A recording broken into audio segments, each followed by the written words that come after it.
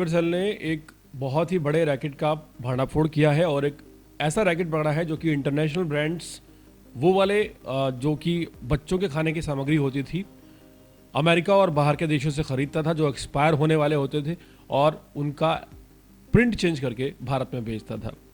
पकड़े गए कुल सामान की कीमत लगभग 4.3 करोड़ रुपए है और देश भर में बड़ी retail chains, shopping malls, e commerce platform के माध्यम से ये सारा खाने का सामान बेचा जा रहा था।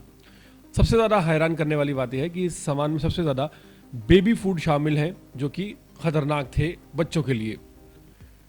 इस सामान में Oreo, mini Oreo, Biscoff biscuit, Pocky chocolate sticks, McVitie's nibbles, क्यूसिस बिस्किट और Ritz, Hello Panda, Weetabix, Kellogg's जो बच्चे खाते हैं, वहीं कोल्ड ड्रिंक्स में Fanta, Coca Cola, Mirinda, 7 up, Mountain Dew, एरिना जोन drinks, Prime, Lipton, Starbuck coffee, Costa coffee, Heinz ketchup, Hellmann's mayonnaise, Kikkoman vinegar, Ferrero Rocher, Cadbury Dairy Milk important, Pringles, Lay's stacks और Cheetos mini.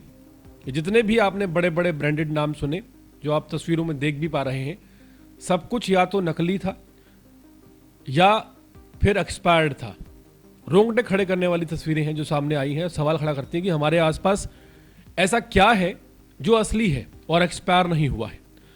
नाम बड़े, चमचमाती packing, भरोसा पूरा, लेकिन हकीकत इन सब के भीतर जहर छिपा था। एक ऐसा जहर जो सीधे आम लोगों की थाली और बच्चों के दूध तक पहुंच रहा था, बच्चों के मुंह तक पहुंच रहा था। दिल्ली की क्राइम ब्रांच ने साइबर सेल की जब गुप्त सूचना उन्हें मिली तो उन्होंने सदर बाजार के पहाड़ी धीरज और फैजगंज इलाके में एक संगठित गिरोह का भंडाफोड़ किया जो कि एक्सपायर्ड इंटरनेशनल खाद्य प्रोडक्ट्स के नए नवेले इंपोर्टेड सामान की तरह बेच रहा था। टीम ने जाल बिछाया और छापेमारी शुरू की। दुकानों और गोडाउनों से शटर उठाए गए तो अंदर का नज़ारा चौंकाने वाला था। हजारों किलो एक्सपायर्ड खाने का ब्रांडेड सामान, सैकड़ों लीटर कोल्ड ड्रिंक और मशीनों की पूरी फैक्ट्री जब्त हुई है। जांच में सामने आया कि मास्टरमाइंड अतल जायसवाल, उम्र 54 साल, राणा प्रताप बाग का रहने वाला, उसका नेटवर्क मुंबई से चलता था, जहां से यूके, अमेरिका, दुबई जैसे देशों से नियर एक्सपायरी खेपें औने पौने दामों में खरीदी जाती थी।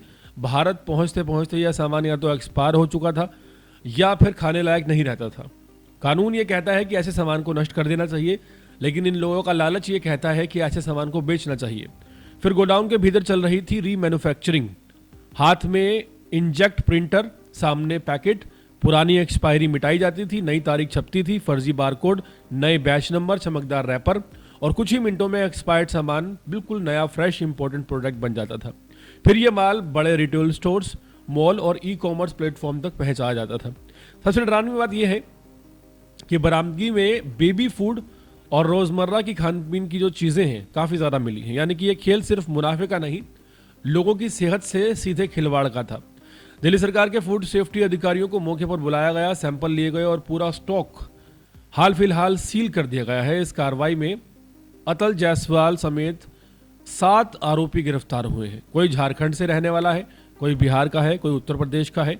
कुल मिलाकर 43,762 किलो खाद्य सामग्री और 14,665 लीटर ड्रिंक्स बरामद हुई, जिनकी कीमत तकरीबन 4 से 5 करोड़ आंकी गई है। साथ ही पूरी प्रिंटिंग सीलिंग यूनिट भी हाथ लगी है, जिसने इस गुनाह की साजिश को बेनकाब कर दिया है। ये सिर्फ एक रेड नहीं थी, बल्कि एक चेतावनी है कि चमकदार पैकेट के पीछे छिपे खतरे की।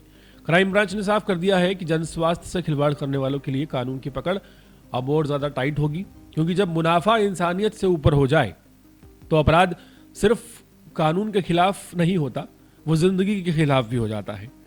हैरानी की बात यह है कि जो ये रैकेट का भांडाफोड़ हुआ है, इसमें यह बात सामने आई है कि जो प्रोडक्ट्स 4-5 दिन में या एक हफ्ते में एक्सपायर होने वाले होते थे, वो दुबई और अमेरिका से कंटेनर्स में काफ़ी ज़्यादा मात्रा में मंगा लिए जाते थे, बहुत ही कम दामों पे, आप कह सकते हैं 10% पे, और फिर उनकी डेट यहाँ चेंज होती थी और उन्हें दोबारा यहाँ बेचा जाता था नए प्रोडक्ट्स की तरह। हैरानी इस बात की है कि ये जो प्रोडक्ट्स हैं, ये जो सामान है, जो एक्सपायर्ड था, लेकिन डेट एक्सपायर नहीं थी, वो सामान ई कॉमर्स, शॉपिंग मॉल्स और रिटेल चेन्स में जा रहा था। रोंगटे खड़े करने वाली ये खबर है, और जिस अनुपात में ये माल बरामद हुआ है वो और भी ज़्यादा हैरान करने वाला है। इसे देखकर सिर्फ एक ही बात लगती है कि पैकिंग वाला कोई भी सामान खरीदना छोड़ देना चाहिए।